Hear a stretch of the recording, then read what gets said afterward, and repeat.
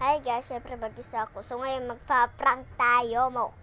Guys, gugulatin natin yung kuya ko.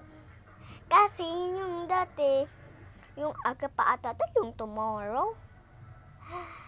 Alam nyo ba guys, sinabi niya sa akin, guguntingan niya yung kuromi ko. Syempre, beleng kapatid. Naniwala si Uto-Uto. So ngayon, babawi tayo. I-prank natin siya kung tayo gugulatin natin niya. Tara, inunjus ko na lang sa inyo. Guys, umiga lang muna ko dahil wala na sila. Nga, kumpare. Abang na lang kayo sa part 2.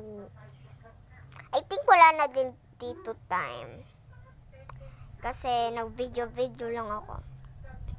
Part 2, gulatin na natin siya, gagi. Wala pa. So, chismis lang muna. Ha?